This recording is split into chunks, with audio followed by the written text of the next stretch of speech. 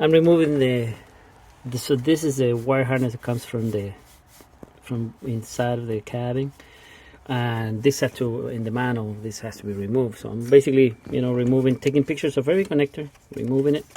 There was a bracket there, so I left the bolt there. You see, the bolt is right there. The nut, sorry, there, that holds this. So I know it will go there, and yeah. So I'm removing, tracing the cables. I'm removing everything. It goes all the way to here, and then I think I can remove it and then leave it on the left side. Yeah, that's all. Let's see what I do next. So, well, I'm not there yet in the freaking bottom of the motor mounts yet. I have been disconnecting hoses, and there's that radiator hose which is going to leak. I don't want to disconnect it right now, but it's ready to be pulled out. This is a fuel hose, and this is a fuel that goes there, and this is fuel 2. There's a bunch of hoses I'm going to have to replace. They look okay. Some of them are like swelling, so yeah, it's time to replace. That one took me a while to remove. These two in the back, I think that those are vacuum hoses for the intake. I removed the grounds that they go here. These grounds that, hopefully they're original. They look bad. I'm going to replace that. Wiring harness is on the side now. Need to remove this.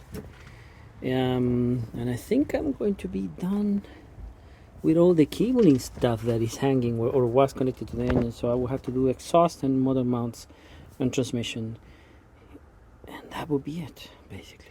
That's what I'm hoping. And coolant is leaking from there. So, well, I'm not there yet in the freaking bottom of the motor mounts yet. I have been disconnecting hoses, and there's that radiator hose which is going to leak. I don't want to disconnect it right now, but it's ready to be pulled out. This is a fuel hose, and this is a fuel that goes there, and this is fuel 2. There's a bunch of hoses I'm going to have to replace. They look okay. Some of them are like swelling, so yeah, it's time to replace. That one took me a while to remove. These two in the back, I think that those are vacuum hoses for the intake. I removed the grounds that they go here. These grounds that, hopefully they're original. They look bad. I'm going to replace that. Wiring harness is on the side now. Need to remove this. And I think I'm going to be done with all the cabling stuff that is hanging or was connected to the engine. So I will have to do exhaust and motor mounts and transmission, and that will be it basically. That's what I'm hoping. And coolant is leaking from there.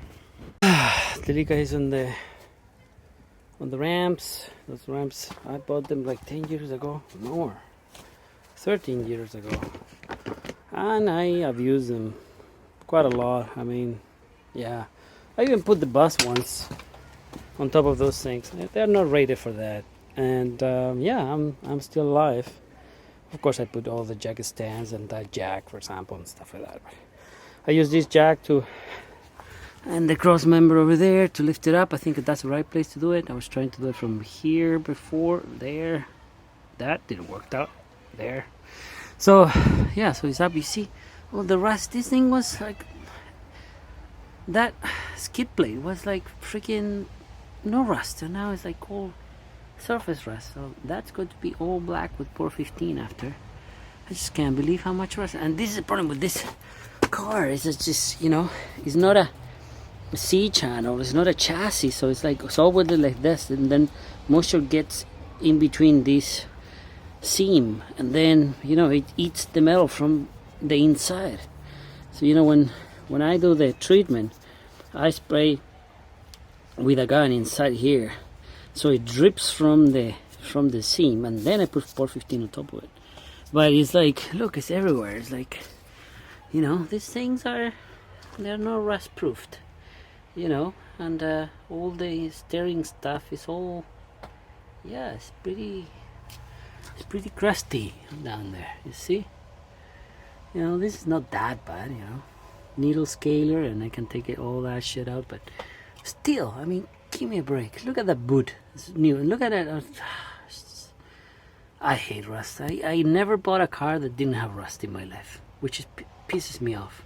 I mean, I will have to buy a new one, and if it starts rusting, I will start crying. But look at that. It's just all those brackets and all rusted. And it's like, fuck. So anyhow, sorry about the language. Yeah, so I think I'm going to remove those bolts from the motor mounts, you know, because I can remove them. I can't really remove them from the engine there because they need to slide out. So I have to take them out. Like I need to lift. They should come out from there. So I'm not sure. Actually, I haven't seen the manual yet, so I don't know how that works. Pretty sure I can remove that bolt plus the other side bolt, and I should be able to lift, you know, this bolt here. And I should be able, when I lift the car, this will come out of it because the plate is there. And that's what I'm hoping, you know. But I mean, if you ask me, it would be cool if I can remove those and that, but those are 4. There's 5, I think, up there. It's like it will be really hard to reach. So yeah, I'm guessing, I don't know. I don't know how they're bolted. I think that you just remove those, slide it out. Then it kind of like hangs over here, and then if you want, you can go under or just take it out. It doesn't really matter because it's almost at the same level than alternator, which I'm not going to remove. So it should clear the alternator, or not. I don't know. Maybe I had to remove the AC. Oh yeah, maybe. Actually, yeah, I have to remove that. Otherwise, it's going to hit here. Yeah, I will have to remove the alternator on that thing. I don't have another option. Okay, I will do that now. Well, before I disconnect everything, remove the alternator, which was easy by removing that bolt up there. Where is it? Lost there, and the one on the bottom, that 13. But you have to take that pulley out there for the tensioner to clear the 13. The upper one is 14, and pry bar.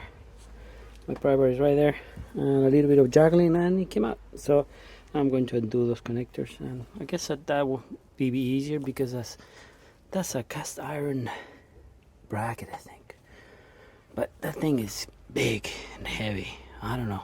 We'll see. So I removed the tensioner bracket because it was in the way. You kind of have to reach this bolt here, which goes all the way through, I think. So I had to remove that. I think it should fall off. I'm not sure. I'm pretty sure I'm wrong. I'm always wrong, so it wouldn't surprise me. So I will try to do that and see what happens. Well, that was pretty easy. 4 bolts, pretty long ones. 4 bolts. One is here. So there. So 4 bolts. I will leave them right there where they are. Actually, maybe I'm going to take the bracket out. You see, the bracket kind of, you know, sticks out.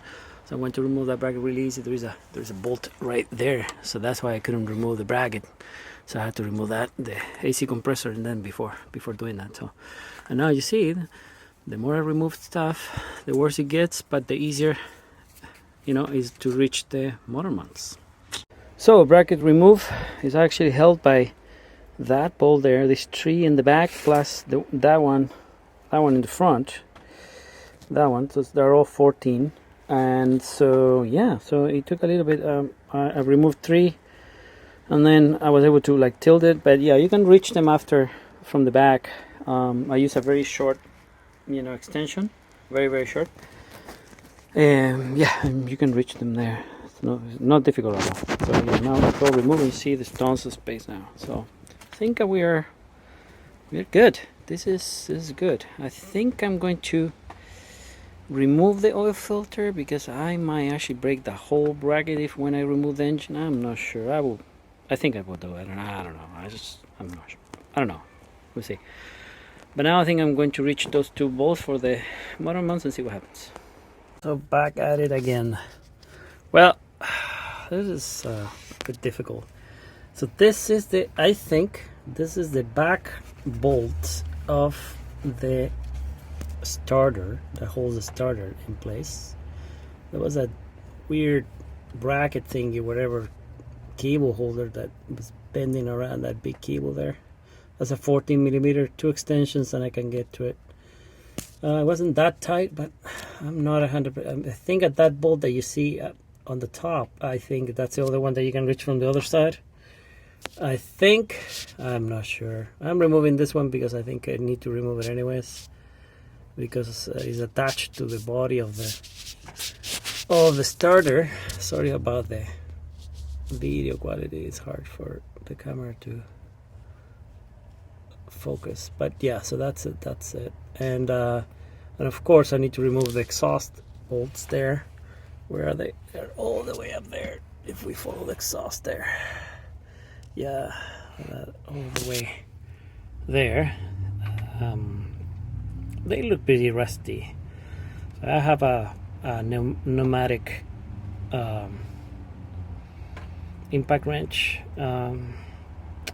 which is 700 pounds. It should freeze them up, but I'm going to be ready with oxyacetylene if I need to. I think I need to remove this ones too. They're right under the transmission. Sorry, it's very tight here. Those are rusty. Look at that. Look at that. So those are not. I might have to cut them with a sawzall or something, or heat them up. But I mean, look at it. It's just, there's no point for me to try to turn them. So I'm going to cut them off. I need that thing out so I can remove this pipe here. So this pipe goes all the way there, and then the other side is here, right there. I mean, I can reach them from here almost. You see, long extension. I have a very long extension, so I can go from there. At this point, the motor mounts, the engine moves, so I now I kind of need the engine hoist that I had to pick up from my friend, and then try to lift it up a little bit. I'm going to try to remove the starter right now. See what happens.